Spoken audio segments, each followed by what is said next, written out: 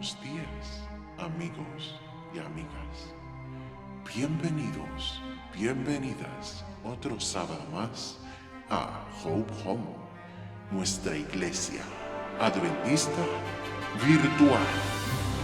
Llega ese momento del año donde las flores vuelven a resurgir de su descanso y llenar nuestro mundo de color.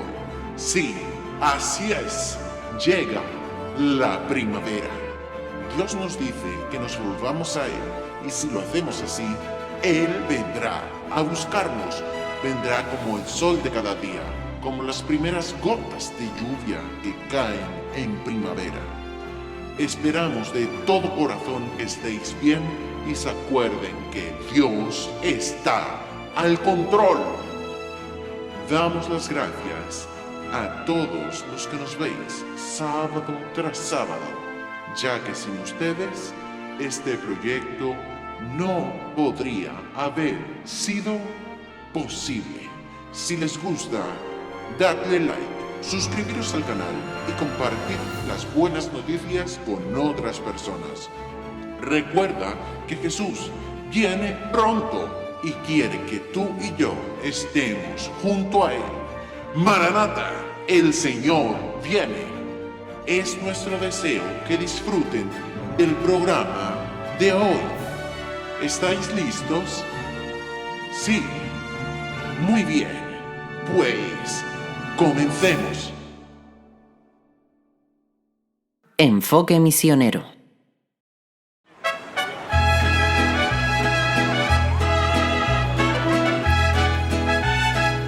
De todos los lugares del mundo, usted no esperaría encontrar muchos judíos en México.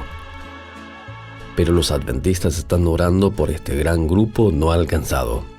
Ciudad de México es una de las más grandes del mundo. Su área metropolitana alberga más de 22 millones de personas, pero solo 65,000 son adventistas. Es menos del 0,5%. En vez de estar repartidos por la ciudad, la mayoría de los adventistas viven en unas pocas áreas específicas.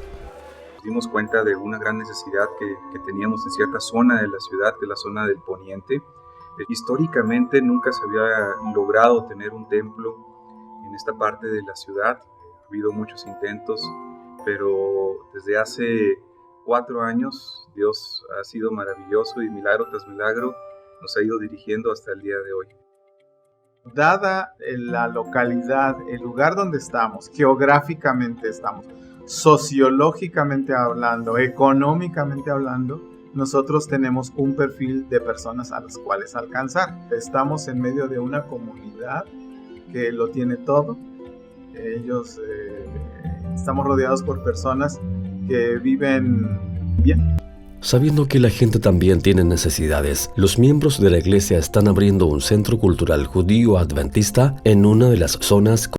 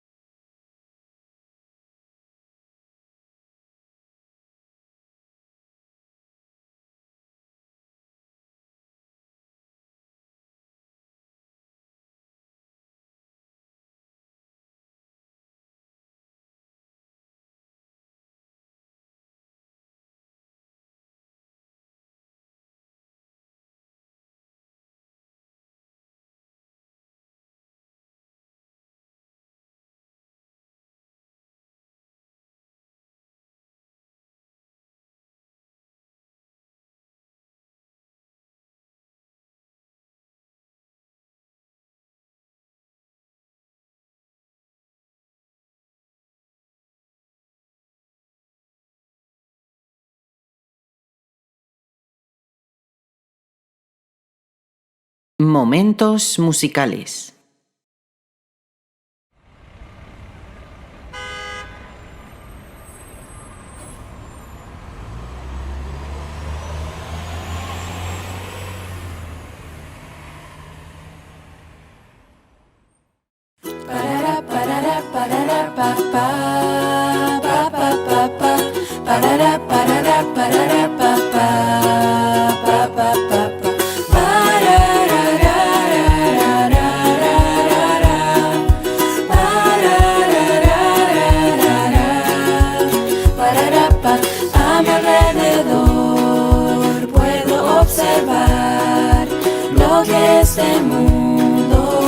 ofrece para mí falsa diversión, infelicidad, dejan un vacío sin sentido de vivir.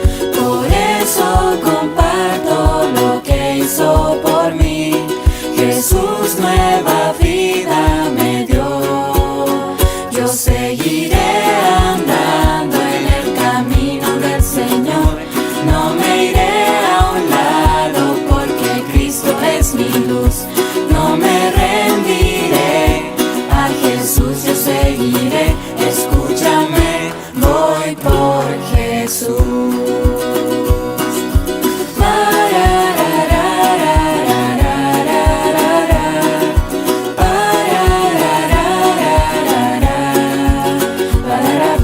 Porque no invitar a otros a morar en el reino de nuestro Salvador Jesús.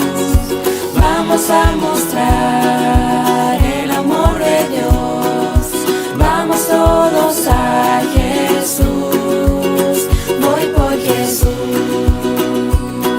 Por eso comparto lo que hizo por mí. Jesús nueva vida me dio. Yo seguiré andando en el camino del Señor. No me iré a un lado porque Cristo es mi luz. No me rendiré, a Jesús yo seguiré. Escúchame, voy por Jesús. No me rendiré, a Jesús yo seguiré. Escúchame, voy por Jesús. Escúchame, voy por Jesús.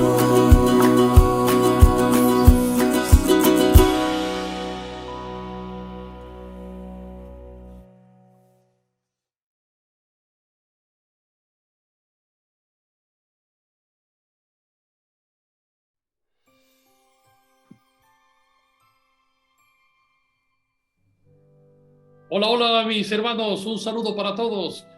Estamos llegando ya al final de la lección de escuela sabática y otra vez estamos reunidos para comentarla juntos. Estamos ya en la lección número 12, la fe del pacto. Ese es el título de esta semana. Y para estudiar esta semana tengo dos invitados especiales de nuestra iglesia en Ingenio, el querido hermano Lucio. Un saludo, Lucio, gracias por estar con nosotros. Saludos para todos, feliz sábado y muchas bendiciones para estudiar y meditar en las plazas sabáticas de semana. Gracias, Lucio. Y por otra parte, de la iglesia de Tamaraceite tenemos con nosotros a Rafael, gracias. Rafael Cañas, un placer, gracias por estar con nosotros. Nada, el placer es mío. Quiero también, como mi hermano Lucio, desearles un feliz sábado, ¿verdad? Ya parece mentira, que parece que era ayer que estábamos empezando la lección, el trimestre de los pactos, y ya estamos llegando ya prácticamente a la última lección, que ha pasado como un soplo, y confío en que tengamos muy claro, Señor, la relación de pacto que tenemos que tener con Dios, ¿verdad? Sí, es correcto, ha pasado el trimestre bastante rápido, así que ya pronto acabaremos esta temporada y empezaremos con otro trimestre, con otro tipo de estudio. Por lo pronto vamos a pedir la bendición de Dios para que el Señor nos guíe en el estudio de esta semana. Voy a pedir a Rafa que nos guíe en oración. Padre Celestial, queremos darte infinitas gracias, Señor, porque de tu parte, de tu iniciativa, surgió el plan de salvación, surgió el invitarnos a formar parte de un pacto en el que nosotros realmente no teníamos nada que hacer si tú, Señor, no hubieras tomado la iniciativa de mandar a Jesús, de pagar el precio de nuestro rescate. Esperamos que a lo largo de lo que hemos estudiado esta semana, a lo largo de lo que ahora podamos comentar aquí en conjunto, Señor, tú nos abras nuestra mente, nuestros corazones, para que podamos depositar, como dice la lección, todas nuestras cargas en la esperanza que hay en la salvación que hay en Cristo Jesús, y que podamos vivir una relación de pacto en la que, Señor, tu Santo Espíritu pueda dirigir nuestras vidas y pueda, Señor, abrir todas esas puertas, esas ventanas que a veces encontramos cerradas en la vida, y que nos hagan ver ese cielo despejado después de todo el nublado que nos envuelve. Tú sabes, Señor, cuáles son las dificultades que cada uno atraviesa. Te ruego que tú nos ayudes y nos fortalezcas y que ahora nos puedas acompañar en estos momentos de meditación y de reflexión en tu palabra, Señor. Te pedimos por Jesús. Amén, Señor. Amén. Muy bien, pues vamos a empezar con nuestro estudio de esta semana. Y como dije hace un momento, el tema tiene que ver con la fe del pacto. Prácticamente la esencia del tema de esta semana, que vamos a comentar juntos, hoy sábado, tiene que ver con la justificación por la fe. Un tema interesantísimo. ¿Cuál sería el propósito de la lección de esta semana? Bueno, en primer lugar, a nivel intelectual, analizar la fe de Abraham, ¿sí? En segundo lugar, a nivel emocional, sentir o que nosotros sintamos la fe práctica, activa y viva de Abraham. Y en tercer lugar, a nivel de propósito, enseñar que solamente al aceptar la muerte sustitutiva de Cristo en nuestro favor, podemos ser dignos ante los ojos de Dios. Es decir, hay que ejercer fe en la sangre del Cordero. Muy bien, por otra parte, el bosquejo de la lección para esta semana serían 4 secciones. En primer lugar, vamos a hacer reflexiones acerca del Calvario, de la muerte de Cristo en la cruz, cómo eso constituye un sacrificio expiatorio para nuestra salvación. En segundo lugar, vamos a hablar acerca del pacto y el sacrificio, ¿sí? La esencia del pacto que estamos estudiando durante todo el trimestre. En tercer lugar, vamos a retomar otra vez a Abraham. Vamos a hablar un poquito más sobre la fe de Abraham. Dice que él creyó y le fue contado por justicia. Es necesario analizar eso y hoy lo vamos a hacer. Y por último, en cuarto punto, descansemos en las promesas. Recuerden, en todos los pactos hay promesas. Dios tiene hermosísimas promesas y vamos a revisarlas juntos en esta lección, en este estudio de esta semana. Por otra parte, hay algunas preguntas claves que usted debería de hacerse y las cuales vamos a contestar. Por ejemplo, el por qué la salvación debe ser un regalo. ¿Sí? Esa es una pregunta que tenemos que contestar hoy. En segundo lugar, ¿por qué solo alguien igual a Dios podría rescatar nuestra alma? La tercera pregunta, que tiene que ver con la fe de Abraham: ¿qué hace de Abraham un gran representante de la fe? La cuarta pregunta: ¿qué significa que la justicia nos es imputada o acreditada? Y por último, la última pregunta es: ¿cómo podemos apropiarnos de las promesas y la esperanza que se encuentra en la cruz? Esas serían algunas preguntas que tenemos que trabajar el día de hoy. Así que vamos a entrar ya en materia y en esta sección voy a pedirle a Lucio que nos ayude a contestar algunas preguntas. La primera la tenemos allí, ¿sí? Aquí donde dice reflexiones del Calvario. La primera es: ¿por qué la salvación debe ser un regalo? Y por otra parte, hay otra pregunta que es clave y es: ¿de qué manera puedo gloriarme en la cruz de Cristo? Muy bien, estas serían las 2 preguntas para que nuestro hermano Lucio nos comente el día de hoy. Adelante, Lucio. Muy bien, gracias. Intentaremos responder a las 2 preguntas. Me gustó la introducción de la escuela sabática cuando habla del personaje Ulises, este personaje principal de la Odisea, escrito por Homero, el poeta griego, que dice que después de muchas peripecias, cuando el hombre decidió regresar a su Itálica, a su ciudad natal, pues le llevaba un periodo casi de 10 años de sacrificio. Y bueno, no pudo cumplir la promesa porque el hombre enfermó y hubo naufragios y tantas adversidades. Pero lo interesante para Homero, ¿sí?, que fue que escribió esta novela, es que sus dioses, los dioses paganos, consideraron que ya había hecho méritos suficientes como para poder regresar a su casa, ¿no? Y lo declararon justo de alguna manera, ¿no? A diferencia de Ulises, nosotros sí que no podemos añadir nada absolutamente de nuestros méritos para alcanzar el camino de retorno, ¿no?, a la Canaán celestial, al reino de los cielos, para alcanzar nuestra salvación.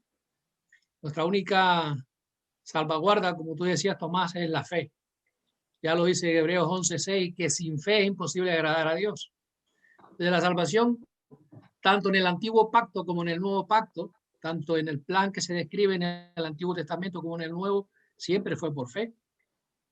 Recordemos que en el antiguo pacto el pecador arrepentido llevaba su ofrenda, ¿no? La víctima sobre la cual se confesaba el pecado y se degollaba. Pero ahí quedaba la labor del pecador. El resto lo hacía el mediador, el intercesor, que y se introducía, ¿no? en el lugar santo, y allí quedaban registrados sus pecados públicamente por medio de aquella sangre que era derramada, ¿no?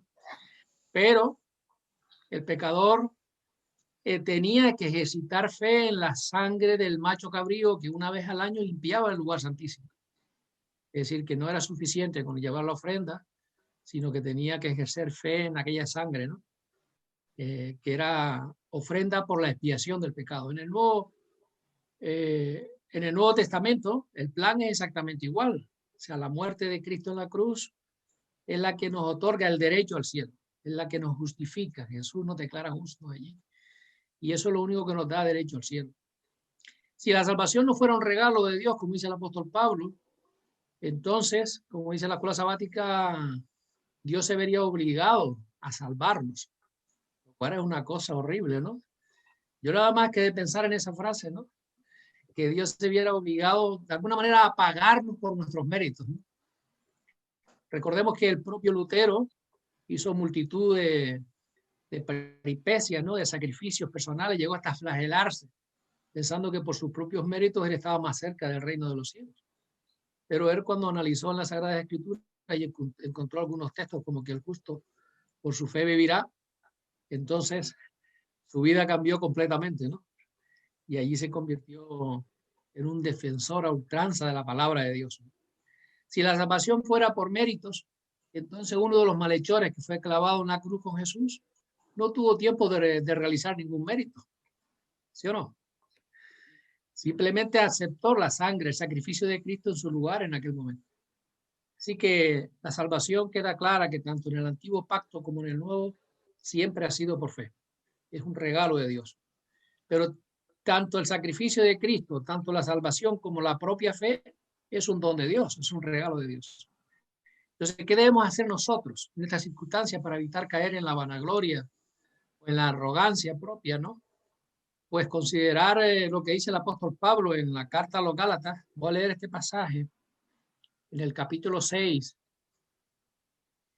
Pablo declara en el versículo 12 al 14, dice: aquellos que quieren tener el visto bueno en la carne os obligan a ser circuncidados solamente para no ser perseguidos a causa de la cruz de Cristo.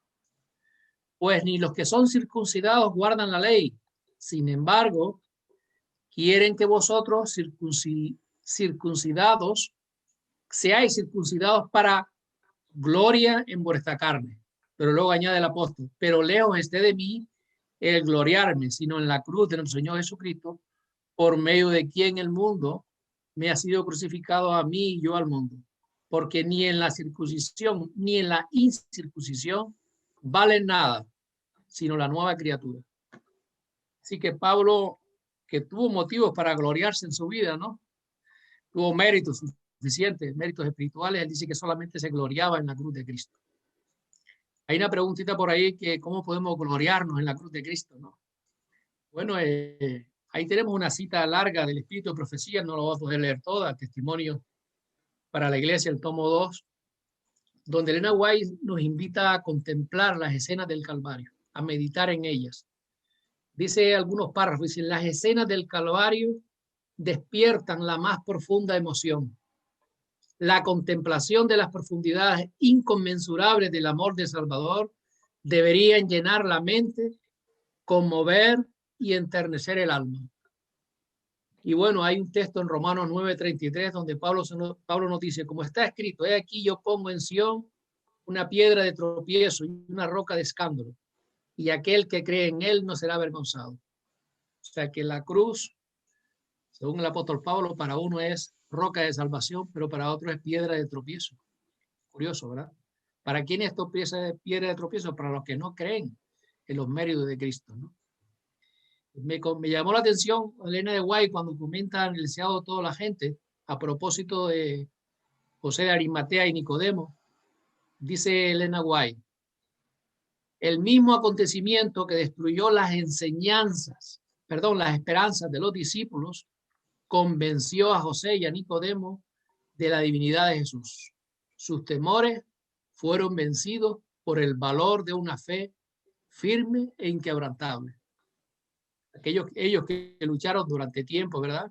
Por su propia fe y por los temores que tenían, ya que ocupaban cargos importantes, cuando ellos contemplaron, recordaron, meditaron en las escenas del Calvario, dice Elena White, que mientras que los discípulos vieron que sus esperanzas fueron destruidas, las de estos dos personajes fueron elevadas y llegaron a tener una fe firme e inquebrantable. Entonces, resumiendo, la salvación es un regalo de Cristo. No es por nuestros méritos, como dice el apóstol Pablo, para que nadie se gloríe. Si en algo debemos gloriarnos, debe ser en la cruz de Cristo. Yo considero que solamente el pensar que allí en la cruz nuestros pecados fueron depositados, destruidos, expiados, ya es mérito, o sea, gloria suficiente para, valga la redundancia, glorificarnos en la cruz. Esa debe ser nuestra esencia. Y meditar, ¿verdad? Como dice Nahuay, en las escenas del Calvario que tanto purifican nuestra mente y fortalecen nuestra fe. El Señor nos bendiga y nos dé de su espíritu para que podamos llegar a ser como Jesús. Que dice, muy bien, esa cita también dice que él, cuando llegó a tomar la naturaleza humana, se humilló a sí mismo, ¿verdad? Y se hizo obediente y obediente hasta la muerte. Ahí tenemos un ejemplo de lo que es ser de la entrega de Jesús. Muy bien, Lucio, excelente. Gracias. La verdad es que has hecho referencia a esa cita, que has tomado algunos pensamientos de ella, pero me encanta esta cita, de verdad, porque dice que reflexionando en Jesús, en el Calvario, se elevan nuestros afectos y transforma completamente todo el carácter. Qué bonito, ¿no? Bueno, muchas gracias, Lucio. Creo que ha sido bien desarrollada esta sección, entendiendo que Jesús es el único medio, el único camino para tener la justificación. Bueno, vamos a continuar entonces con la segunda sección ahora. En la segunda sección vamos a analizar el pacto y el sacrificio. Y aquí le voy a pedir a Rafa que sea él el que intervenga. ¿Por qué solo alguien igual a Dios podría rescatar nuestra alma? Una pregunta interesante. ¿Y qué tiene en mente Pedro aquí cuando dice que fuimos rescatados? Basado en ese texto de Primera de Pedro 1, 18 y 19, sabiendo que fuiste rescatados de vuestra vana manera de vivir, la cual recibiste de vuestros padres, no con cosas corruptibles como oro o plata, sino con la sangre preciosa de Cristo, como de un cordero sin mancha y sin contaminación. Interesante lo que Pedro dice, pero la pregunta con respecto a este texto es, ¿qué tiene en mente Pedro aquí cuando dice que fuimos rescatados? Muy bien, Rafa, tuyo es el tiempo ahora. Muy bien, vamos a, como bien dice, a intentar dar respuesta a esta pregunta. Yo cuando enviaste la pregunta para ir reflexionando en el tema, se viene a la mente la expresión de Pablo cuando él habla acerca de esos dos grandes misterios, ¿verdad? El misterio de la iniquidad y el misterio de la piedad. O sea, para Pablo, que era un gran teólogo, el origen del mal, de la iniquidad, realmente es un misterio que nadie ha podido ni podrá, yo creo discernir. Pero mayor aún es el misterio de la piedad. Cómo Dios llega a tener tal amor por la raza caída que diseña un plan de salvación que involucra lo más precioso que tiene, que es que Jesús tiene que venir a ocupar nuestro lugar y morir en nuestro lugar. La verdad que cuando uno se detiene a pensar, la Biblia está llena de pasajes en los que nos dice que solamente Jesús, solamente por la fe en Él, solamente por medio de la cruz, solamente es el camino, la verdad y la vida. Deja claro, taxativamente claro, que solamente Jesús es el camino posible de salvación, que solamente es el vehículo de salvación.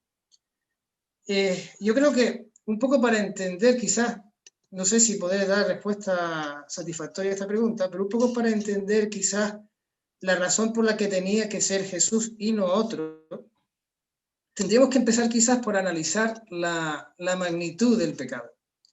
Nosotros, yo pienso que los seres humanos estamos ya tan habituados, ¿verdad? Después de tantos miles de años de vivir en el pecado, estamos tan habituados al mal que no percibimos, no tenemos una sensibilidad lo suficientemente desarrollada para que el pecado nos resulte lo ofensivo y lo dañino que es, ¿verdad? Nosotros ya estamos un poquito, ya diríamos que demasiado acostumbrados.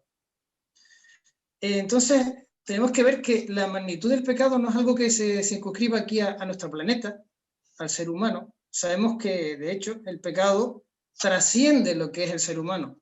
El pecado no se originó en Adán y Eva. Como todos sabemos, el pecado se originó en un ser muy superior a Adán y Eva. Después de Jesús, dice el espíritu de profecía, era la persona que más honores recibía en el cielo, Lucifer. Y sin embargo, ese personaje en su momento decide rebelarse. Y los primeros afectados por el pecado son criaturas celestiales, ángeles, que están en una posición, en una escala, diríamos, superior al ser humano, ¿verdad? Entonces vemos que el pecado en sí tiene una magnitud universal, no es una magnitud que se cierre a nuestro planeta.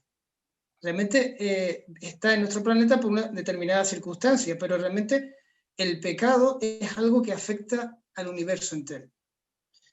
Pero sabemos que el pecado no se origina únicamente porque alguien se rebele caprichosamente contra la autoridad de Dios. Es que él pone en entredicho, ese personaje, el carácter de Dios. Yo creo que la esencia del conflicto está en el carácter de Dios, y como todos sabemos que la ley de Dios es un trasunto, un reflejo, ¿verdad?, de su carácter, está poniendo en entredicho realmente a Dios. Aquí es donde reside la verdadera gravedad del pecado. No en infringir una u otra norma, que eso no es más que el fruto, diría yo, el fruto visible del pecado, pero que el pecado en sí es algo demasiado trascendente, que nos supera a nosotros, que supera hasta criaturas celestiales, ¿verdad? Y realmente tenemos que entender que la magnitud del pecado, así como la salvación es universal, el pecado también fue un hecho universal, que aunque haya quedado un poquito acotado a nuestro mundo, realmente los efectos han sido de carácter universal, porque dice que una tercera parte de los ángeles fueron arrastrados, dice el libro de Apocalipsis, con Satanás, ¿verdad? Entonces, ¿cómo podría Dios derrotar el pecado? ¿Podría ser un hombre que fuera intachable, que fuera imperfecto y que fuera ofrecido un sacrificio para rescatar a la raza humana? Yo pienso que no. Primero porque el pecado, aparte de separarnos de Dios, yo digo que una de las consecuencias más severas que el pecado causa sobre la criatura es que nos va debilitando. Nos debilita hasta tal punto que nos incapacita para obedecer la ley de Dios. Por tanto, no pienso yo que habría existido persona alguna en el mundo que hubiera sido capaz de vivir una vida intachable, fiel en todo punto a la ley de Dios, y que se hubiera ofrecido un sacrificio, ¿verdad? Entonces, el hombre tenemos que descartarlo. Un ángel, podría haber elegido un ángel, ¿verdad?, que algunos se ofrecieron. Pero yo creo que siempre estaría detrás esa acusación velada de Satanás hacia el carácter de Dios, diciendo, bueno, tú te quedas aquí escondido en tu trinchera, tú has puesto una ley, unas normas que quiere que todo el mundo cumpla, pero realmente tú cuando tienes que dar la cara no lo das, ¿no? Entonces, Dios en su sabiduría, pero sobre todo en su inmenso amor, dice, tengo que idear un plan en el que realmente yo pueda rescatar a la criatura, yo pueda pagar el precio que la justicia demanda por el pecado, pero además yo pueda vindicar la santidad de la ley y la santidad de mi carácter, no solo en el hombre, sino en el universo, ¿verdad? Entonces, ¿quién es ese ser que podía llevar a cabo eso? No es otro que Jesús. Él fue en su encarnación y en su muerte quien da el valor justo a la ley de Dios, pero sobre todo, y es lo que creo que más nos debería gustar, es que realmente manifiesta cuál es el verdadero carácter de Dios, que a la vez puede ser justo, como es misericordioso y es bondadoso, ¿verdad? Él ocupa nuestro lugar porque no hay nadie, ni había nadie, que pudiera haberlo ocupado, ni hubiera desempeñado tan bien el papel de redentor como él lo hizo. Bueno, y la otra pregunta acerca de Pedro, ¿verdad? Que tenía Pedro en mente cuando él habla de que hemos sido rescatados, ¿verdad? Primero tenemos que un poco meditar acerca de lo que ser rescatado involucra. Ser rescatado involucra el que es uno salvado, por decir de alguna forma, de una situación de peligro o de una situación de esclavitud o de opresión, ¿verdad? Pedro, como judío, conocía perfectamente lo que era ser redimido o rescatado. De hecho, la nación judía se forma a partir de un hecho como es la redención o la liberación o el rescate del pueblo judío que estaba por 400 años en esclavitud en Egipto, ¿verdad? El inicio, el origen de la existencia del pueblo de Dios como nación, más allá de las promesas que le fueron hechas a Abraham en el pacto, ¿verdad? Como nación, Israel empieza a existir por un hecho de redención, ¿verdad? De rescate. Sabemos que el término de redención viene de la terminología que se usaba en la esclavitud. Redimir a un esclavo era pagar un precio por él para darle la libertad. Normalmente lo solía hacer algún familiar, ¿verdad? Entonces, ¿quién es ese familiar, ¿no? que podía rescatarnos, que podía salvarnos, que podía pagar el precio de nuestra redención?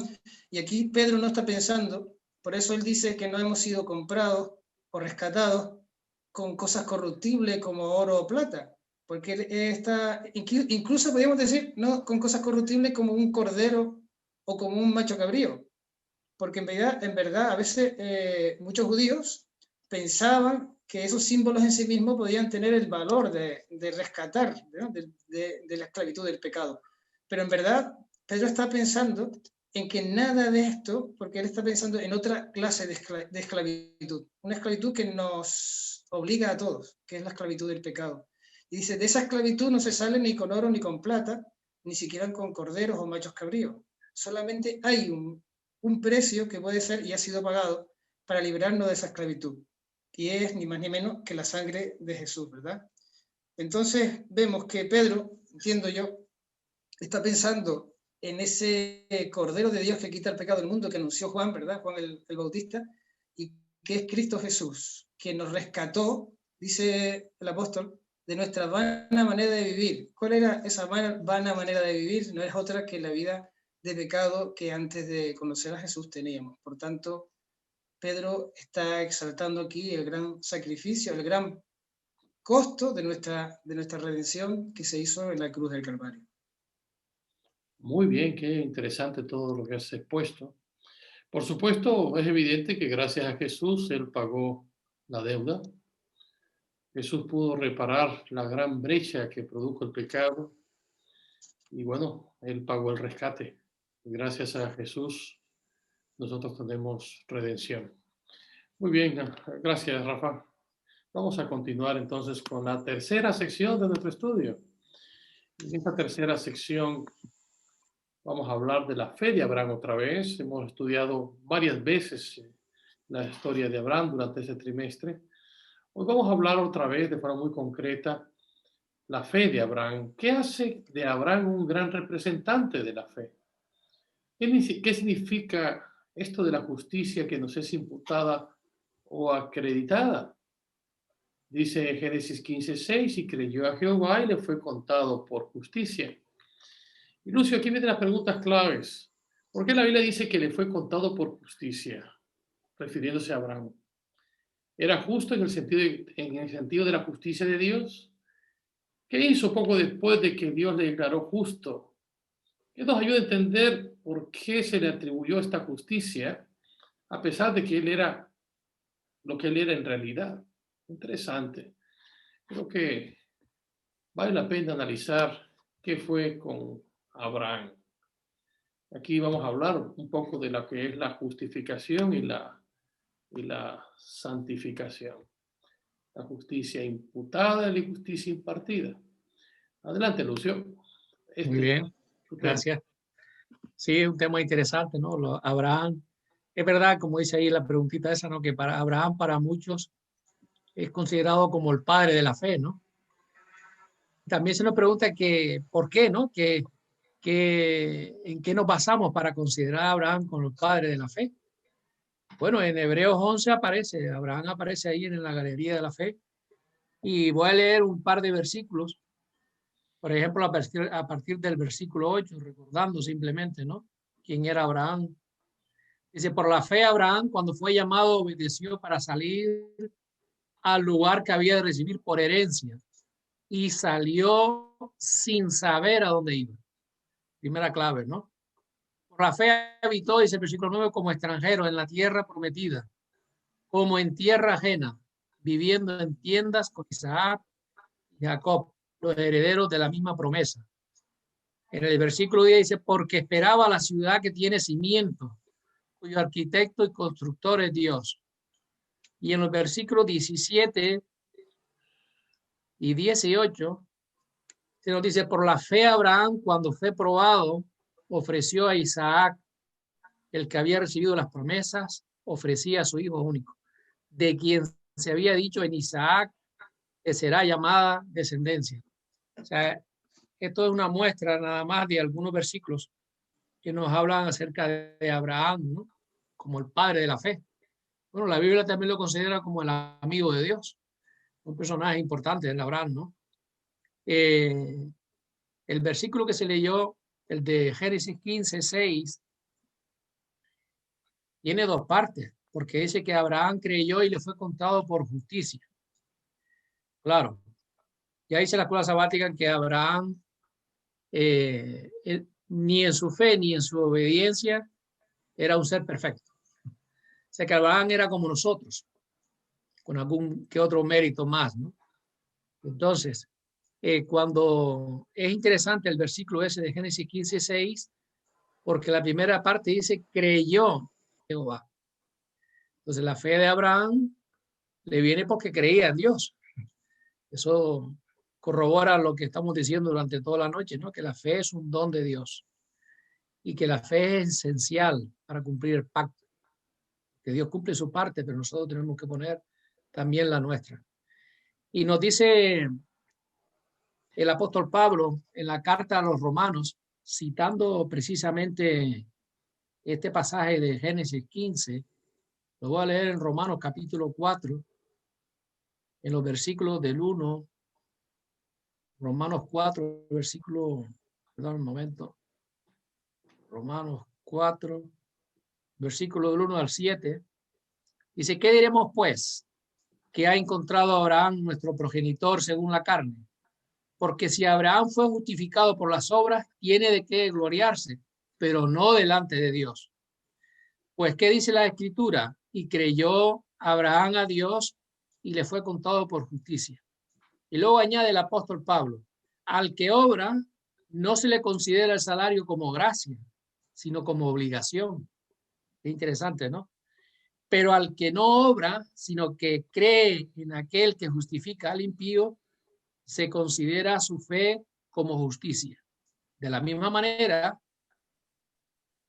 David también proclama la felicidad del hombre a quien Dios confiere su justicia sin obra, diciendo, bienaventurados aquellos cuyas iniquidades son perdonadas y cuyos pecados son cubiertos. Así que Abraham fue considerado justo delante de Dios, no porque tuviera una obediencia perfecta, ni siquiera porque su fe, que era una fe viva, como ahora comentaremos, tampoco fuera una fe perfecta. Pero Dios lo declaró justo delante de él porque Abraham creyó en Dios, creyó en sus promesas, ¿no? Y es interesante el término este que se usa aquí, dice que le fue contado, ¿no? Una preguntita que se me preguntaba por ahí, ¿qué significa eso de que la fe no es imputada o acreditada, ¿no? La palabra contar en términos teológicos es imputar, ¿no? De ahí viene lo que se decía antes, la justicia imputada. Es decir, que Dios nos declara justo a su vista, en su presencia, a pesar de nuestras faltas, a pesar de nuestros errores, a pesar de nuestras debilidades, nuestra falta de carácter, como le pasó a Abraham. Dios nos declara justos por los méritos de Cristo Jesús. Es decir, que nuestras injusticias fueron traspasadas, imputadas en Jesús, y su justicia nos es imputada a nosotros. Pero ya dice la escuela sabática, y lo sabemos, ¿verdad?, que para un cristiano no es suficiente con la justicia imputada, también necesitamos la justicia impartida. Así como la primera, nuestro derecho al cielo, la segunda declara nuestra idoneidad para estar ante la presencia de Dios. Y eso nos lo da Cristo también al interceder en el santuario celestial por cada uno de nosotros. Me llama la atención de la fe de Abraham, porque como comentábamos antes, Abraham destaca sobre todo por su obediencia, ¿no? Pero yo creo que Abraham lo que ejercitó fue una fe viva, no una fe dormilona, como tenemos a veces los cristianos, no una fe de cuatro paredes y de sillón, ¿no? Cuando Abraham sale de Ur de los Caldeos para ir a Canaán, ya hice la escuela sabática, en un comentario de ahí un predicador que fue capaz de enfilar cientos y miles de camellos, ¿no?, y de animales por fe ahí en el desierto para llegar a una tierra que ni él conocía, y dejó a su familia y a su parentela. La fe de Abraham fue una fe viva hasta el punto de que él estableció sus tiendas en un lugar donde no había ni agua, ni era un valle fértil, al contrario de su sobrino, ¿verdad?, de Lot, que siempre fue buscando lo mejor, ¿no? Pero Abraham, por fe, por esa fe viva que tuvo, ¿verdad?, él pues estableció allí donde él creía que el Señor lo iba a prosperar. Y bueno, tenemos nada más y nada menos que también el relato del sacrificio de Isaac. No se consumó, pero ahí vemos la obediencia de Abraham, ¿no? Así que la fe viva es esencial en el cumplimiento del pacto. Recordemos, por ejemplo, a Noé. Noé no esperó, Noé nunca había visto llover, pero él actuó durante 120 años clavando allí aquellas tablitas, creyendo en las promesas de Dios. Eso es una fe viva, ¿no? El mismo Abraham, cuando se le dice que iba a ser padre de una nación, a alguien que no tiene descendencia y que tiene la edad que tenía y que su esposa era estéril, yo creo que esa es una fe bastante viva, ¿no? Una fe muy importante. La viuda de Sarepta, por ejemplo, otro personaje que me viene a la mente, pues solo tenía para hacer una torta, ¿no?, y ya morir tanto ella como su hijo, pero allí llegó el profeta en el nombre de Dios y le declaró que la hiciera y que le diera a él primero, porque Dios lo había mandado, ¿no? También eso es una fe viva. Y vemos como los 3 años y medio que hubo escasez de lluvia, a ella no le faltó ni la harina ni el aceite, ¿no? Entonces, ¿qué nos pide el Señor a semejanza de lo que practicó Abraham? Pues que tengamos una fe viva, ¿sí? Que el Señor nos declara justos a pesar de nuestras faltas, de nuestros errores. Pero nosotros tenemos que poner de nuestra parte. Y nuestra parte debe ser una fe, no como dije antes, una fe quieta, una fe solamente teórica, sino una fe basada en hechos. El Señor nos dé de su espíritu, ¿verdad? Y que podamos ejercitar la fe que ejercitó Abraham, ¿no?, y que está declarado como justo delante de Dios. Y gracias a Jesús, porque Él también nos declara justos, a pesar de nuestros pecados y a pesar de nuestras debilidades. Venga. Muy bien. Por esa razón a Abraham se le conoce como el padre de la fe, ¿verdad? Bien lo has dicho. Porque la fe de Abraham es el tipo de fe que es consciente de su absoluta impotencia y limitaciones, y es consciente además de su dependencia de Dios. Esto, Hebreos 11 va muy bien con Génesis 15, ¿verdad? Donde nos damos cuenta cómo fue la fe de Abraham, que dice que creyó en la promesa de un hijo a su edad de 99 años y su esposa en menopausia de por lo menos ya 40 años, curiosamente, ¿no? Algo casi imposible, diríamos. Digo casi porque finalmente fue posible, porque para Dios eso todo es posible, ¿verdad? Así que entendemos que la fe de Abraham es una fe que implica creer, confiar. Y esta fue la fe de Abraham, le fue contada por justicia. Muy bien, buen desarrollo de esta sección. Vamos a la última sección de nuestro programa de hoy. En esta última sección, que es la cuarta, vamos a hablar de promesas. Que descansemos en las promesas. Esa es la última sección. ¿Cómo podemos apropiarnos de las promesas y la esperanza que se encuentra en la cruz? Pregunta interesante. ¿Qué cosas estoy haciendo que fortalecen mi relación con Dios y cuáles la están dañando? ¿Qué cambios necesito hacer? Y a continuación vienen una serie de textos. Por ejemplo, Salmo 34:8. ¿Cómo se puede gustar la bondad de Dios? Mateo 11:30. ¿Qué es lo que Cristo ha hecho por nosotros que facilita este yugo? Romanos 5:1. ¿Qué tiene que ver la justificación con la paz? Ya que dice la Biblia, justificados pues por la fe tenemos paz para con Dios, dice Romanos 5:1. Y Filipenses 2:7-8. ¿Qué obtuviste de la experiencia de Cristo, el cual fue obediente hasta la muerte, dice, y muerte de cruz? Una serie de preguntitas ahí interesantísimas que, bueno, esta sección la va a trabajar para concluir ya Rafa. Adelante, Rafa. Bien, como bien dices, es muy interesante esta parte de la que habla de descansar en las promesas de Dios, ¿verdad? Descansar en las promesas de la cruz. Dice en el Evangelio de San Mateo, capítulo 11, versículo 28, donde Jesús dice: venid a mí los que estéis trabajados y cargados, y yo os haré descansar.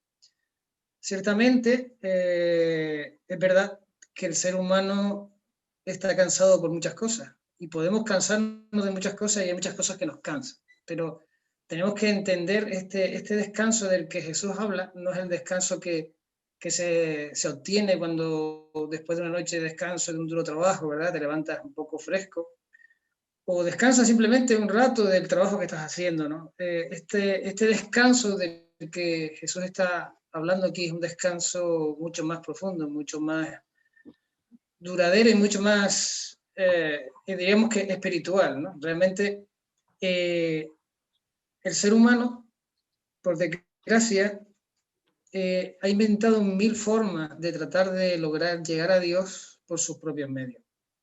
Y de estas 1000 formas han fracasado todas, ¿verdad? Pero el ser humano sigue inventando cosas, sigue esforzándose. Incluso hasta los que nos denominamos cristianos, a veces nos trazamos unas rutas, un caminar en la vida, pensando que estamos agradando a Dios, y a veces nos estamos desgastando de una forma física y mental, y no acabamos de captar ese descanso que Jesús dice que quiere darnos, ¿verdad? ¿Dónde se encuentra la base del descanso que Jesús nos quiere dar? Ni más ni menos que en la cruz del Calvario.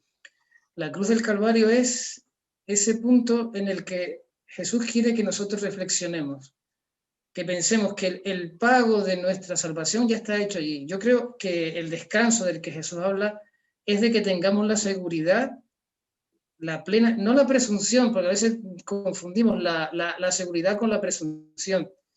Realmente que tengamos la seguridad de que nuestro rescate ya está asegurado, valga un poco la redundancia. Mirando a la cruz, podemos entender que el precio de nuestro rescate está ya, que no tenemos que inventar otra cosa, solo tenemos que poner la mano, de alguna forma, por decirlo, poner la mano y aceptar el gran regalo que Dios nos hace. Así tendremos, dice, descanso para nuestras almas, ¿verdad? Bueno, siguiendo un poco con las otras preguntas que hablábamos, ¿verdad? Acerca de cómo nosotros podemos mantener una buena relación con Dios. Yo creo que nuestro Dios es un Dios de relaciones. Lo hemos visto cuando veíamos la introducción a la lección del pacto, ¿verdad? Como cuando Él ordenó a Moisés construir un tabernáculo, el deseo, el propósito de Dios era de morar en medio de su pueblo, porque Dios es un Dios cercano, Dios es un Dios de relación. Y bueno, y como digo, en toda relación, ¿verdad? Debe haber al menos 2 partes involucradas. Para que exista una buena relación debe existir una buena comunicación, ¿verdad? Entonces, yo creo que la mayor parte de las veces como cristianos nosotros fallamos en esa comunicación con Dios. Fallamos en esa relación con Dios. A veces creemos que por hacer cierto tipo de cosas o por asistir a cierto tipo de lugares, estamos un poco manteniendo viva una relación con Dios. Pero Dios es un Dios personal, nunca podemos olvidar eso. Ciertamente es un Dios que está en medio de su pueblo, pero Él está con cada uno de sus hijos. Quiere tener una relación personal. Entonces, como dice el apóstol Pablo en Hebreos capítulo 1, dice que en otro tiempo nuestro Dios nos había hablado por medio de sus siervos, los profetas, pero que en este último tiempo, refiriéndose a su tiempo y también refiriéndose al nuestro, nos ha hablado por medio de su Hijo, ¿no? Por medio de quien creó todas las cosas. Entonces, ¿cómo nosotros podemos llegar a mantener una buena relación con Dios? Pues ni más ni menos que a través de Jesús, conociendo a Jesús. Y como antes decía Lucio, necesitamos tener una fe activa. ¿Y cómo se manifiesta o cómo se refleja una fe activa? No solo en una aceptación intelectual de lo que Dios o los propósitos de Dios, sino poniéndolos en práctica en nuestra vida y viendo los efectos. Porque realmente me gusta mucho la expresión que usa Pablo en Romanos 12, si no me equivoco, cuando él dice que nuestras mentes sean transformadas para que podamos comprender, dice, la bondad de lo que Dios quiere para nosotros, o sea, lo que Dios quiere para nosotros que es bueno. Entonces, hasta que nosotros no experimentamos, vivimos de una forma activa, aplicamos en nuestra vida los principios revelados por Jesús, los principios revelados por Dios, ¿verdad? Hasta que eso no sucede en nuestra vida, nosotros no podemos experimentar de una forma práctica realmente las bendiciones que Dios quiere darnos. Entonces, ¿cómo podemos mantener viva esa relación? Pues ni más ni menos que en la comunicación, la oración y el estudio de la palabra. Esto parece que siempre se dice y que parece que es de perogrullo, pero en realidad es la realidad. Dios nos habla a través de su palabra, Dios nos habla a través de su Hijo, Dios nos habla a través del Espíritu Santo. Pero Él quiere saber qué creemos nosotros, qué pensamos nosotros, que nosotros tenemos que hablar, que expresarle nuestros pensamientos, nuestros sentimientos, nuestros temores. Realmente es así como se construye una relación, porque Dios es un Dios que existe, que es un Dios vivo y que quiere interactuar en nuestra vida, ¿verdad? ¿Cómo se daña esa relación? Evidentemente, cada cual en su vida sabe qué es lo que está impidiendo o dañando que esa relación que debe tener con Dios pueda crecer. No vamos a citar cosas, sabemos que hay infinidad de cosas que Satanás, como esa parábola que Jesús contó, como esos espinos que ahogan la semilla, está tratando de poner en nuestras vidas. Entonces nosotros tenemos que saber identificar cuáles son esos espinos para eliminarlos y para llenar el camino de relación con Dios. Y un poco en relación con esos textos que antes han citado, ¿no? Acerca de cómo degustar la bondad de Dios, yo creo que ya eso lo hemos comentado, como dice el apóstol Pablo, viviendo de forma que realmente podamos entender y comprender que las cosas que Dios quiere para mí son buenas, ¿verdad? Y cuando dice que qué es lo que ha hecho Cristo con nosotros para facilitar el yugo, pues ni más ni menos que caminar la parte más dura del camino, porque el tramo más duro y angosto del camino para la salvación ya lo ha hecho Jesús. Nosotros de alguna forma solo tenemos que caminar en sus pisadas, ¿verdad? Y por supuesto la paz que trae el pagar las deudas. Todo el mundo sabe que cuando tiene una deuda y la paga, se queda descansado, ¿verdad? Pues no hay mayor deuda que el ser humano haya contraído con Dios que la del pecado. Y cuando el apóstol Pablo en Romanos 5 dice que tenemos paz para con Dios por medio de Jesucristo, está diciendo que la deuda más gorda que teníamos está pagada. Y el último de Filipenses 2, 7 y 8, ¿no? Donde a mí me encanta ese texto de Filipenses 2, donde habla acerca de que Jesús no se aferró a ser como Dios, como cosa a la que tenía que aferrarse, sino que se humilló.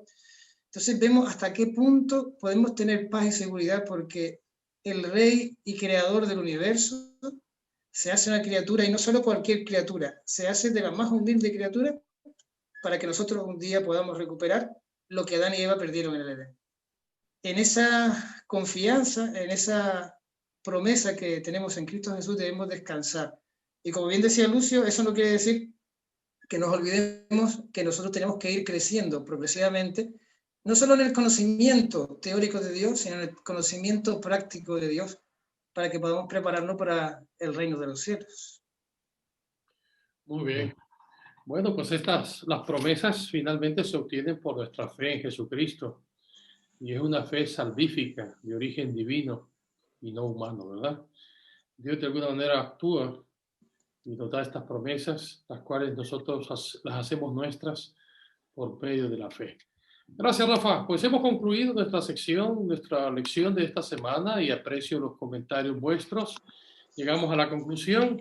Tanto el antiguo pacto como el nuevo pacto, en ambos Jesús pagó la deuda que requería la ley para que podamos ser justos a la vista de Dios. Este sería, en resumen, nuestro estudio. Hemos estudiado prácticamente durante esta lección 4 temas que nos hablan de lo que Jesús ha hecho por nosotros. En primer lugar, hemos reflexionado acerca del Calvario. En segundo lugar, hemos vuelto al tema del pacto y el sacrificio. En tercer lugar, hemos hablado de Abraham y su fe concretamente. Y finalmente, hemos desarrollado esta sección que es descansemos en las promesas.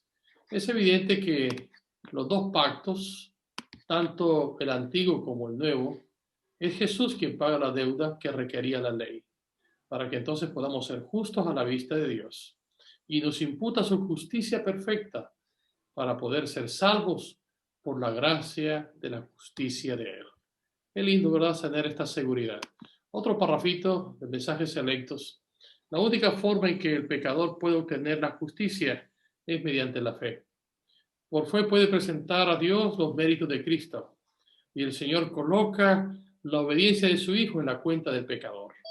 La justicia de Cristo es aceptada en lugar del fracaso del hombre, y Dios recibe, perdona y justifica al alma creyente y arrepentida. La trata como si fuera justa y la ama como ama a su Hijo. De esta manera, la fe es imputada a justicia. Gloria a Dios por esto, gloria al Señor porque la justicia de Cristo nos es imputada. Otro pensamiento bonito para concluir: cuando por el arrepentimiento y la fe aceptamos a Cristo como nuestro Salvador, el Señor perdona nuestros pecados y nos libra de la penalidad prescrita para la transgresión de la ley. El pecador aparece delante de Dios como una persona justa, goza del favor del cielo y por medio del Espíritu tiene comunión con el Padre y con el Hijo. Luego hay aún otra obra que debe ser hecha, y esta es de naturaleza progresiva. El alma debe ser santificada por la verdad. Y esto también se logra por la fe, pues es solamente por la gracia de Cristo, la cual recibimos por la fe, como el carácter puede ser transformado. Esto, lo que se dice, sería lo que es la justificación por la fe, la justificación que adquirimos en Jesús cuando somos declarados perdonados e inocentes, y finalmente la justicia impartida, que es todo el proceso de la santificación. Gloria a Dios por esta lección. Vamos a concluirla con una palabra de oración y voy a pedirle a Lucio que él concluya. Gracias. Oremos. Querido y hermoso Padre, bondadoso Señor, te damos gracias por el sacrificio de Jesús allí en la cruz, sin el cual nosotros pues no tendríamos acceso al reino de los cielos. Te damos gracias porque por medio de ese sacrificio perfecto, el pecado y el que tenía el imperio sobre la muerte fueron ya destruidos y vencidos. Y ahora, Señor, te pedimos que tú puedas vencer nuestro ego, que tú puedas vencer con tu espíritu nuestro carácter, que puedas transformarnos cada día de una manera global, especialmente nuestros pensamientos, para que estén en consonancia con los de Jesús. Que podamos santificarnos cada día ante la presencia de Él y que podamos sentirnos también perdonados por Jesús, que ya Él acreditó, colocó su justicia en nuestro lugar. Le damos gracias porque Jesús, dice la Nahuay, que no solamente nos ve como somos, sino cómo podemos llegar a ser por su poder. Amén. Le damos gracias, Señor, porque en Jesús no solamente tenemos acceso al reino de los cielos, sino a una vida mejor aquí en la tierra. Ayúdanos a crecer cada día en la fe, en la oración, como decía nuestro hermano, a crecer en nuestra relación contigo, y que todo esto, Señor, sean elementos que nos ayuden para que un día podamos estar de verdad en ese lugar maravilloso que tú fuiste a preparar para cada uno de nosotros. Bendícenos, no solamente hoy en tu santo día, sino cada día, para ser una bendición para otros, en especial para aquellos que nos acompañan en este caminar cada día como son nuestros seres queridos y nuestra familia. Acompáñanos también con tus ángeles para estar protegidos de las inclemencias de este mundo y acompáñanos también, Señor, sobre todo con tu Santo Espíritu para que guíe nuestros pensamientos en santidad, en pureza y también en el deseo fervoroso de conocerte cada día más y mejor. Despídenos con tu paz, con tu bendición y ayúdanos a hacerte un testigo fiel donde quiera que nos encontremos cada día. Te lo pedimos en el precioso mérito de Jesús. Amén. Amén.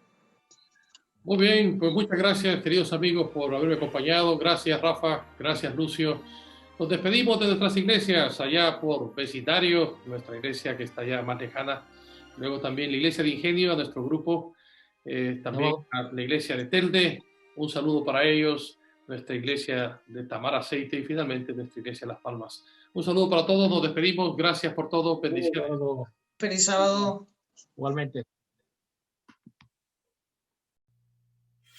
Y ahora continuaremos con una parte muy importante en esta mañana, la historia para los más peques de la casa.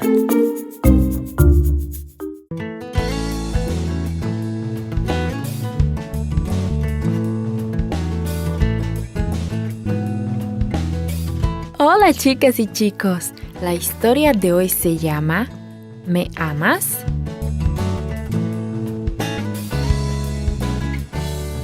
El versículo para memorizar está en Juan, capítulo 21, versículo 16, que dice: Volvió a preguntarle, ¿me amas? Cuida de mis ovejas. El mensaje es: servimos a Dios cuando cuidamos de los demás.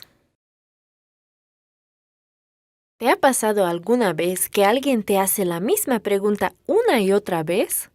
Tal vez pensaste, ¿no escuchó acaso mi respuesta? 3 veces le hizo Jesús a Pedro la misma pregunta.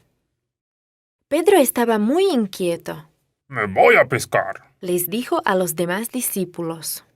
Por lo menos al pescar estaría haciendo algo. Había pasado algún tiempo desde que Jesús había resucitado. Ya se les había aparecido a los discípulos 2 veces desde su resurrección. Era maravilloso verlo y saber que estaba vivo. Jesús no le había dicho nada a Pedro por haberlo negado 3 veces. Pero Pedro todavía estaba muy avergonzado por lo que había hecho. Le había pedido perdón a Dios, pero tal vez pensaba que Jesús ya no le tenía confianza. ¿Sabrían los demás discípulos que había negado a Jesús? ¿Sabría Jesús lo arrepentido que estaba? Algunos de los discípulos decidieron ir a pescar con Pedro. El sol ya se estaba ocultando, así que subieron al barco de Pedro y comenzaron a navegar. Se quedaron pescando toda la noche, pero no lograron pescar nada. ¡Qué desperdicio de trabajo de toda una noche!, tal vez pensó Pedro. Muy temprano en la mañana, cuando apenas estaba saliendo el sol, se dirigieron a la playa sin un solo pescado. Al acercarse a la orilla, vieron a un hombre. El hombre les preguntó: ¿pescaron algo? Los discípulos respondieron: No pescamos nada. El hombre les dijo: Lancen la red por el lado derecho del barco y pescarán algo. Tal vez los discípulos deseaban agradar al hombre o tal vez querían intentarlo una vez más. No sabemos cuál fue la razón, pero hicieron lo que el hombre les había dicho. Inmediatamente sus redes estaban tan llenas de peces que ni siquiera podían levantarlas para atraerlas hacia el barco. Entonces Juan reconoció a Jesús y le dijo a Pedro: ¡Es el Señor! Pedro estaba feliz porque nuevamente podía ver a Jesús. Ya estaban muy cerca de la orilla, así que Pedro decidió no esperar. Saltó del barco y se apresuró a encontrar a Jesús. Los demás lo siguieron desde el barco. Al llegar a la orilla, vieron que Jesús había encendido el fuego. Estaba asando un pescado para que comieran juntos. Después de disfrutar del pescado y un poco de pan, Jesús se volvió hacia Pedro y le dijo: ¿realmente me amas más que ellos? Pedro le contestó inmediatamente: sí, Señor, tú sabes que te amo. Jesús entonces miró a los ojos de Pedro y le dijo suavemente: Cuida de mis corderos. Nuevamente Jesús le preguntó a Pedro si lo amaba verdaderamente. Pedro, ¿realmente me amas? Y Pedro le contestó: Sí, Señor, tú sabes que te amo. Cuida de mis ovejas. Por tercera vez Jesús le preguntó: Pedro, ¿me amas? Pedro no sabía qué pensar. Tal vez se preguntaba si Jesús ya no le creía. ¿Y por qué le había hecho esa pregunta 3 veces? ¿Era porque Pedro lo había negado 3 veces? Pedro se sentía triste porque Jesús le había preguntado 3 veces lo mismo. Con el corazón cargado de tristeza, Pedro le contestó: Señor, tú sabes todas las cosas. Tú sabes que te amo. Otra vez Jesús le dijo: Cuida de mis ovejas. Finalmente Jesús le dijo a Pedro: Sígueme. Pedro se dio cuenta de que Jesús lo había perdonado. Sabía que Jesús todavía quería que lo siguiera. ¿Por qué Jesús le hizo esas preguntas a Pedro en frente de los demás discípulos? Jesús quería que supieran que lo había perdonado. Deseaba también enseñarle a Pedro una lección de paciencia, compasión y perdón. Pedro necesitaría ser paciente, perdonador y compasivo en el futuro. Jesús también desea que sepamos algo especial. Hay una sola cosa que debemos hacer para seguir a Jesús y servirlo: amarlo con todo nuestro corazón. Y cuando amemos verdaderamente a Jesús, también cuidaremos de los demás.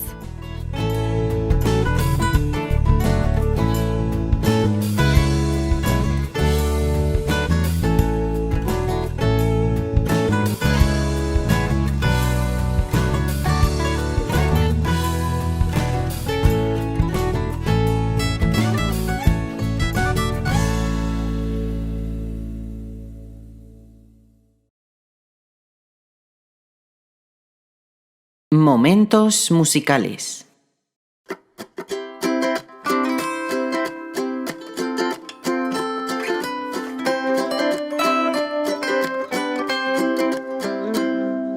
El mundo está cambiando, todo es diferente a lo que fue ayer. Por eso más fuerte que nunca se entregará el Evangelio con fe. Un nuevo tiempo vendrá y una voz de esperanza tendrá. En radio y canal Nuevo Tiempo, las buenas nuevas tú encontrarás. Reavivados por su palabra, una luz en el camino es Dios. Escrito está que tiempo de paz viviremos junto al Salvador. Un nuevo tiempo vendrá y una voz de esperanza tendrá. Todos unidos en la misión, junto a Dios todo será mejor. Ven, únete a la misión, que los tiempos del fin ya están. Prepárate, el día es hoy, súmate que Jesús ya vendrá. Un nuevo tiempo vendrá y una voz de esperanza tendrá. En radio y canal Nuevo Tiempo, las buenas nuevas tú escucharás. Un nuevo tiempo vendrá.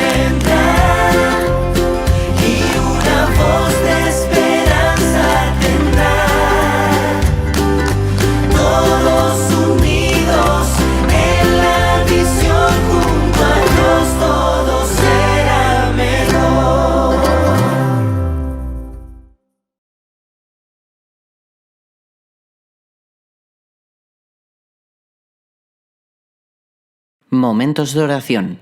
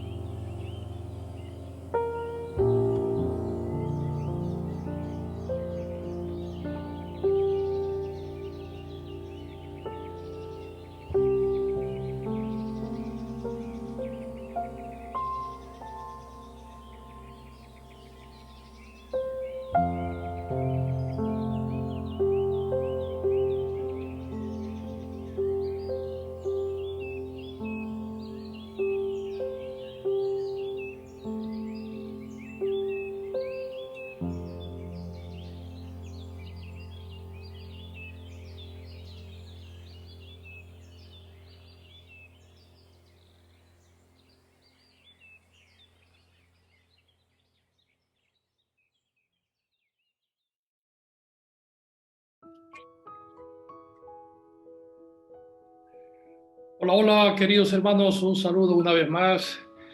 Estamos llegando al final de nuestras grabaciones los sábados de nuestra iglesia online.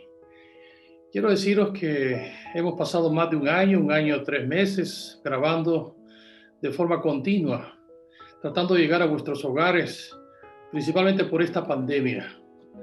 Pero siento que nuestras iglesias están abiertas, ha llegado el momento quizás de terminar con esta serie de programas grabados. Quiero agradecer de manera especial a Joel, quien ha sido prácticamente el editor, el que ha trabajado con esto codo con codo, hombro con hombro conmigo, y aprecio mucho su trabajo de él, de diseño, de creatividad, en fin, es un trabajo bien hecho y de forma constante, sin fallo alguno. El próximo sábado será el último sermón y lo va a presentar el presidente de nuestra iglesia, de nuestra unión, el pastor Oscar López. Así que el próximo sábado, que es el último del mes, concluiremos con toda esta serie de temas grabados y quiero dar gloria a Dios porque hemos podido ir superando esta situación de crisis, por lo menos de poder llegar a vuestros hogares y de forma progresiva mantenernos siempre al tanto de las normas que el gobierno nos ha puesto para abrir la iglesia. Felizmente ahora nuestras 5 congregaciones, nuestras pequeñas congregaciones están abiertas y podemos nosotros ya comenzar a hacer planes de acudir a la iglesia.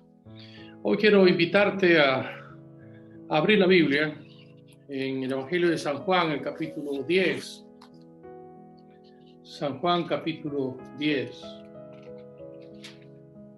Dice la Biblia: yo soy el buen pastor, versículo 11. El buen pastor su vida da por las ovejas. Mas el asalariado, y que no es el pastor, de quien no son propias las ovejas, ve venir al lobo y deja las ovejas y huye. El lobo arrebata las ovejas y las dispersa. Así que el asalariado huye porque es asalariado y no le importan las ovejas. Versículo 14 dice el Señor: yo soy el buen pastor y conozco mis ovejas y las mías me conocen.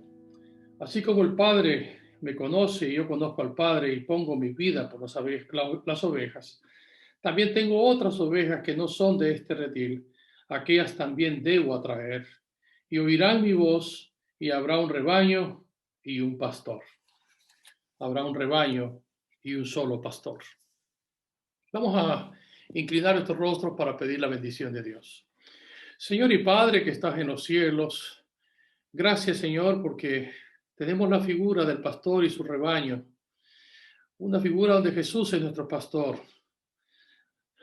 Como dice el Salmo 23, Jehová es nuestro pastor y nada nos faltará. Queremos ponernos en tus manos, Padre, para que tú bendigas nuestro mensaje de esta mañana. Quédate con nosotros, Señor, y guíanos en este estudio, porque te lo imploramos en el nombre de Jesús. Amén. Hoy en esta mañana he decidido predicarles un mensaje que tiene que ver con la figura metafórica del pastor y sus ovejas. Hemos leído hoy en estos momentos la figura de yo soy el buen pastor. Esta ha sido nuestra lectura en San Juan 10, 11 al 14. Yo soy el buen pastor su vida da por las ovejas. El versículo 14 lo vuelve a repetir: yo soy el buen pastor y conozco mis ovejas y las mías me conocen. Vamos a estudiar este tema que resulta interesante porque vamos a ver las distintas cualidades que tiene Jesús como pastor. En primer lugar, es interesante analizar ese calificativo, buen pastor, esa expresión buen. Viene de bueno, de benignidad. Esto es un fruto del Espíritu Santo. Y Jesús, claro que tenía el Espíritu Santo. Dice que el Espíritu de Jehová estaba sobre él.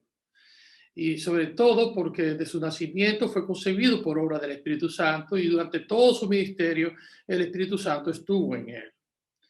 Y por supuesto Jesús es bueno y se manifiesta en sus actos de bondad durante todo su ministerio aquí en la tierra. El calificativo bueno viene del griego ágatos, que describe una cualidad moral de una persona, y es que Jesús tenía esa cualidad. También se puede utilizarse esta otra palabra que es kalos, que añade la bondad como una cualidad encantadora que hace a la persona atractiva y simpática. Pues eso era Jesús. Jesús era kalos. En Jesús hay eficacia, hay fiabilidad, porque tiene un encanto que cautiva el alma y se refleja en él su gracia y su bondad, al mismo tiempo que su fuerza y su poder. Ese es Jesús, el buen pastor. Sí, Jesús es bueno. Ahora vamos a analizar 5 cualidades del buen pastor.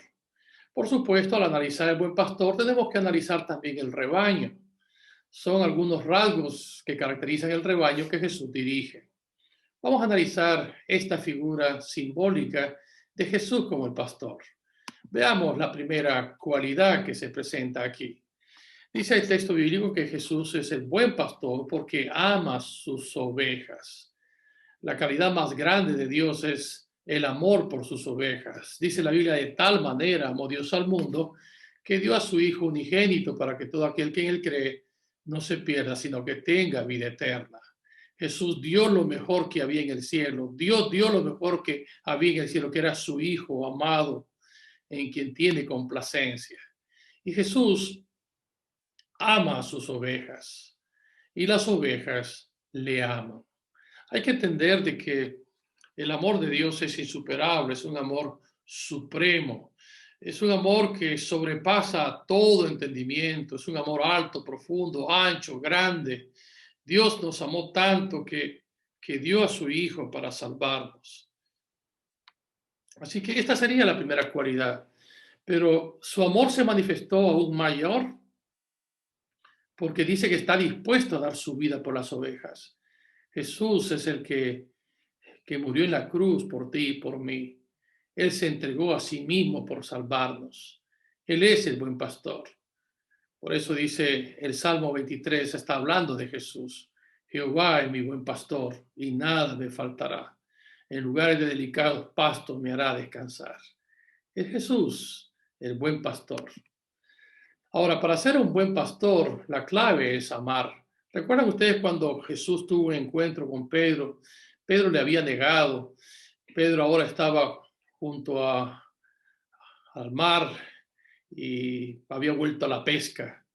Y Jesús parece ser que se aparece allí. Y esto ya es, por supuesto, después de la caída de Pedro.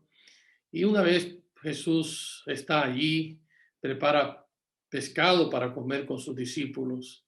Y allí, en medio de ese grupo de 7 que había, le hizo unas preguntas a Pedro a fin de confirmar su llamamiento.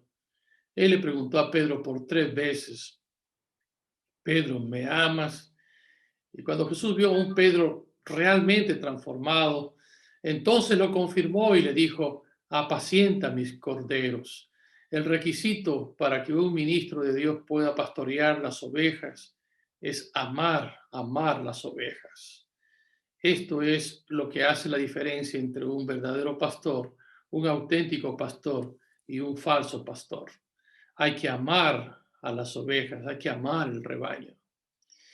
Muy bien, y el rebaño ama a su pastor, por supuesto.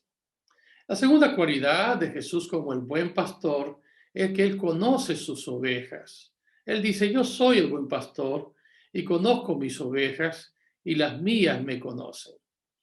Hay veces que los pastores cuya vida era muy solitaria en la montaña, se juntaban de repente 2 rebaños, cada una con su respectivo pastor.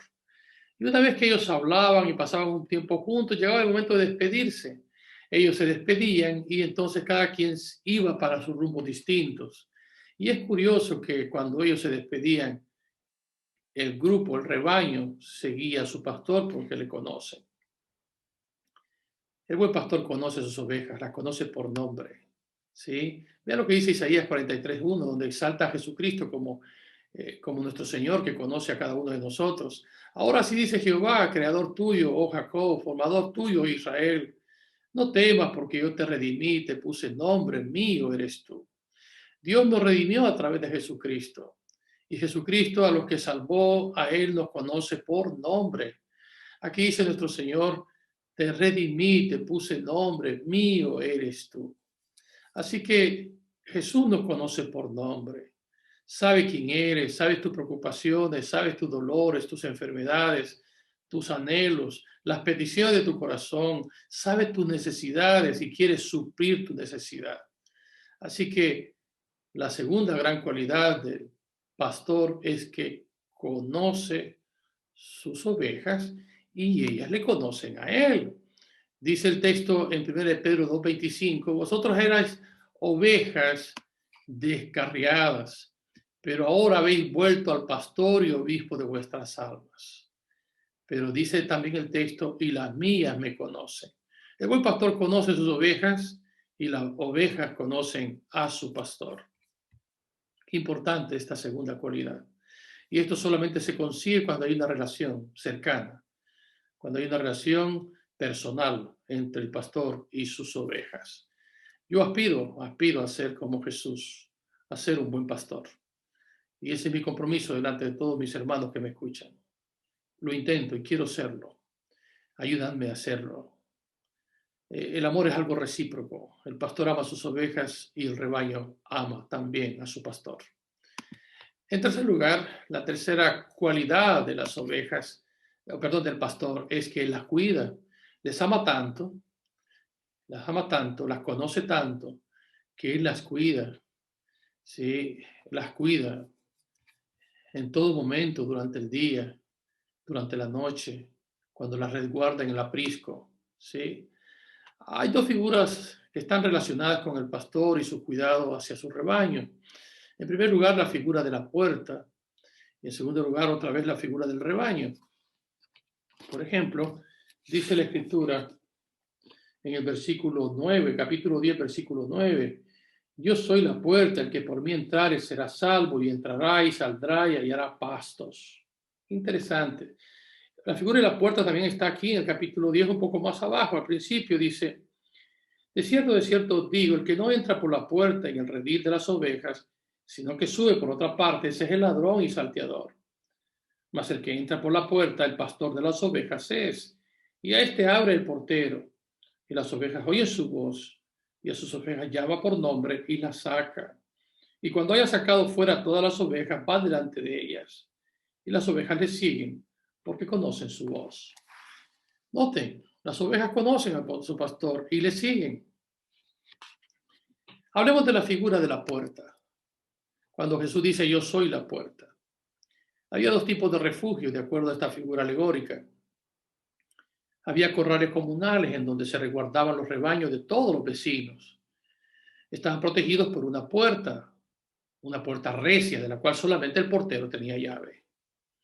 Por supuesto, como dice el texto aquí, cuando llegaba el pastor, el portero le conoce y por lo tanto le deja entrar, y éste puede sacar sus ovejas.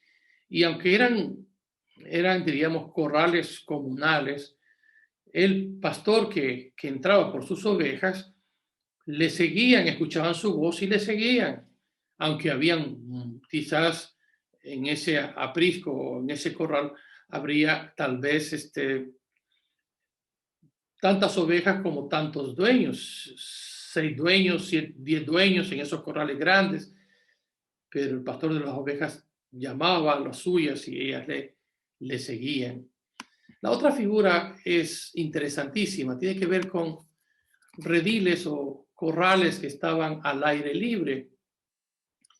Cuando el tiempo era bueno, como ahora que estamos en verano, cuando el tiempo lo permitía, las ovejas no volvían por la noche al pueblo y eran resguardados en apriscos vallados con estacas y redes.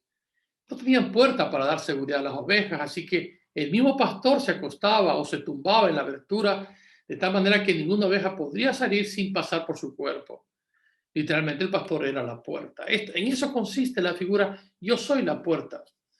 Esto tiene que ver con la vigilancia y el cuidado que el pastor tiene sobre su rebaño. Así que la puerta es dar seguridad, y lo que quiere hacer el pastor es dar seguridad. Que la puerta esté cerrada para que ninguno se salga. Esto es interesante, de toda esta figura de Jesús como la puerta, la figura del rebaño. Hay que recordar que en los tiempos aquellos, y todavía hoy quien tiene ovejas, pues había peligros que afrontar. El primero, por ejemplo, si el enemigo venía desde afuera. ¿Quiénes podrían ser sus enemigos? Los rapaces, merodeadores, ladrones. Así que el pastor tenía que exponer muchas veces su vida para salvar las ovejas, como David en su tiempo, que defendía a su rebaño con su onda. Pero el falso pastor, cuando ve lobos, osos o incluso leones, huye para no exponer su vida. Ese es el asalariado, el falso pastor. Hay que recordar que en aquellos tiempos había hombres muy ricos que tenían muchas ovejas. Recuerdan a Job, que tuvo 7,000 ovejas. Pues seguramente Job tuvo que haber contratado muchos pastores para que cuidaran los rebaños, quizás en grupos de 100. El que es dueño ama las ovejas, pero quien es un asalariado solamente vive por el salario. Le pagaban el día y quizás la noche para cuidar esos rebaños. Y respondía en base a su salario, pero no arriesgaba su vida, no estaba dispuesto a arriesgar su vida porque es un asalariado. El segundo peligro es cuando el enemigo está dentro de casa. Esto es más peligroso cuando es el mismo pastor el que puede ser el enemigo. Este no es el dueño que ama las ovejas, este es sencillamente el asalariado. Los enemigos se pueden introducir y atacar el rebaño. Así que el mejor cuidado es el del pastor fiel y bueno que ama y se sacrifica. Sí, puede haber personas que desde adentro pues puedan ejercer alguna influencia negativa dentro de la iglesia. Si ese fuese el caso, Dios me libre que jamás yo pueda dar una mala influencia dentro de mi iglesia. Dios me ayude a hacer lo mejor para no llegar a ser un enemigo desde dentro. Más bien somos llamados a edificar desde dentro. Pero bueno, del libro de Hechos, Pablo advierte a la iglesia de Éfeso que se podrían introducir lobos rapaces que no tendrían compasión con el rebaño. Así que podría haber falsos maestros, falsos instructores, falsos evangelistas. Entonces hay que ser muy cuidadoso con las personas que invitamos a nuestra iglesia, porque se pueden infiltrar falsas doctrinas. Ahora, nuestra gran necesidad en este tiempo, a nivel pastoral, es que todos los pastores de nuestra Unión Española sigamos el ejemplo de Jesús. El apóstol Pedro escribe en su epístola: apacentad la grey de Dios que está entre vosotros, cuidando de ella no con fuerza, sino voluntariamente, no por ganancia deshonesta, sino con ánimo pronto. Y cuando venga el príncipe de los pastores, te dará la corona incorruptible. Seamos cuidadosos con el rebaño que Dios nos da. La cuarta cualidad del buen pastor es que él busca las ovejas. Él las busca. ¿Recuerdan ustedes la oveja perdida? Esto está en Lucas capítulo 15. La parábola de la oveja perdida. ¿Qué hombre de vosotros, teniendo 100 ovejas, si pierde una de ellas, no deja las 99 en el desierto y va tras la que se perdió hasta encontrarla? Y cuando la encuentra, la pone sobre sus hombros gozoso.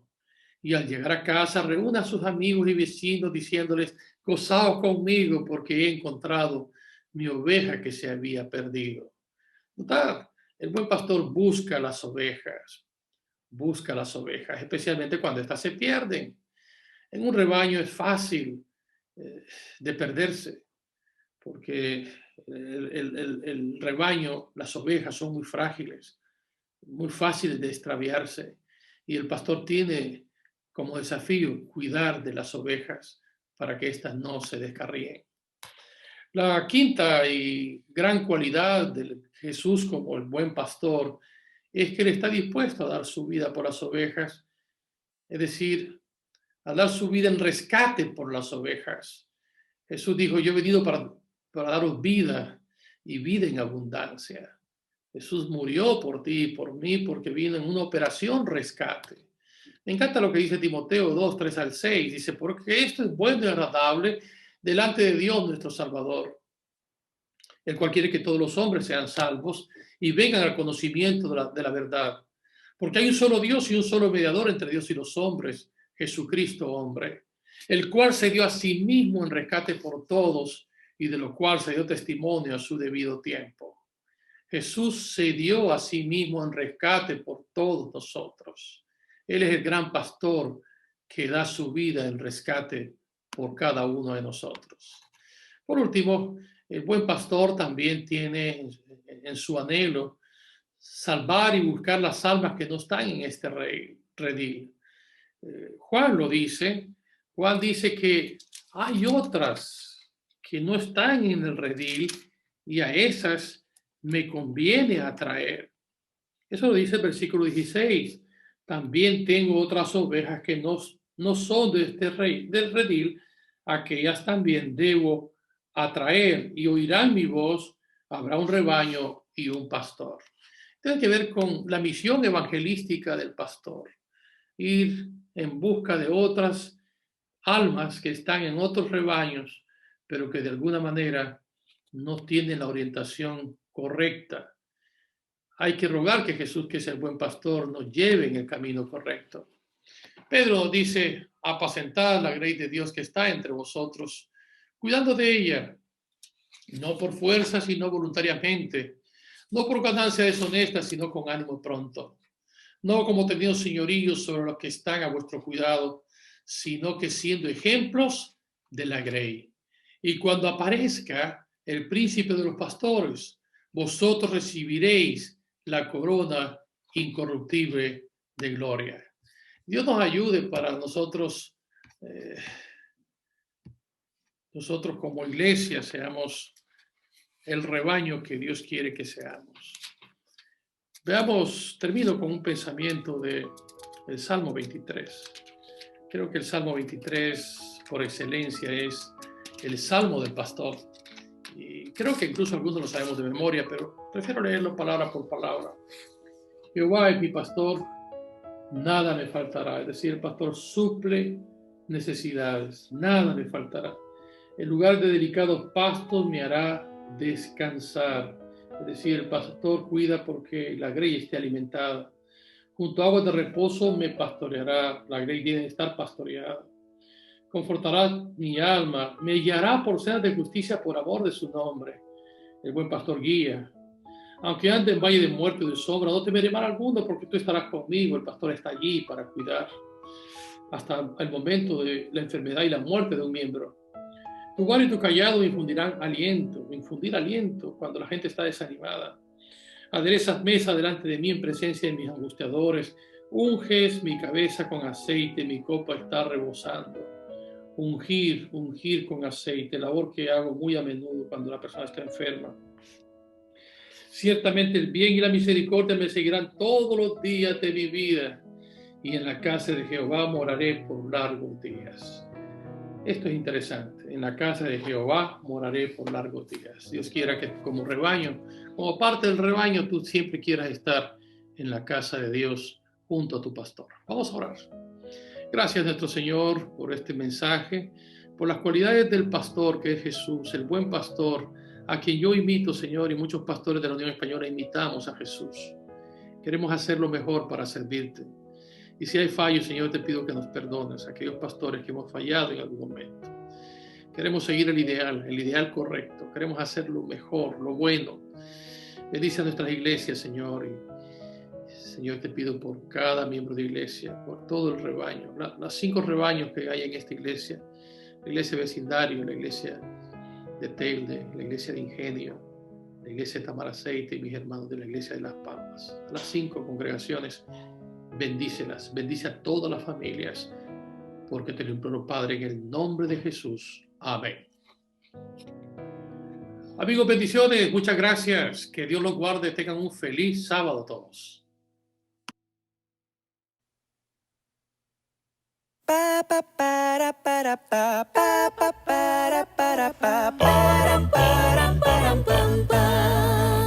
Se han abierto las ventanas de los cielos, los portales divinos que emanan bendición.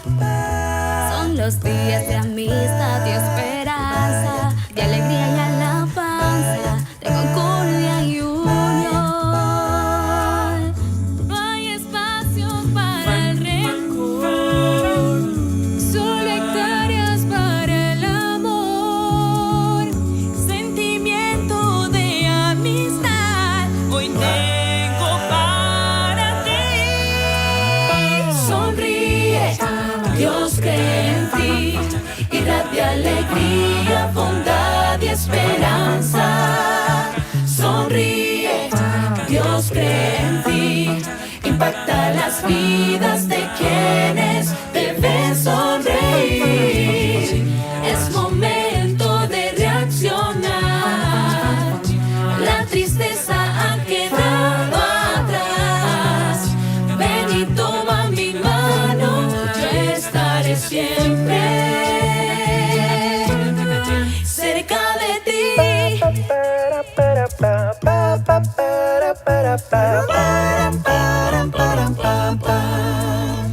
Ya se afinan las trompetas de oro y las notas triunfales mostrarán su fulgor, dando entrada al Señor de los cielos. Aleluya, cantemos con denuedo y vigor. No hay espacios para el temor, solo hectáreas para el valor de aquellos que marcharán cantando esta canción. Sonríe, Dios cree en ti, irradia alegría, bondad y esperanza. Sonríe, Dios cree en ti, impacta las vidas de quienes deben sonreír. Es momento de reaccionar, la tristeza ha quedado atrás. Ven y toma mi mano, yo estaré siempre cerca de ti. Es momento de reaccionar, tristeza ha quedado atrás. Ven y toma mi mano, yo estaré siempre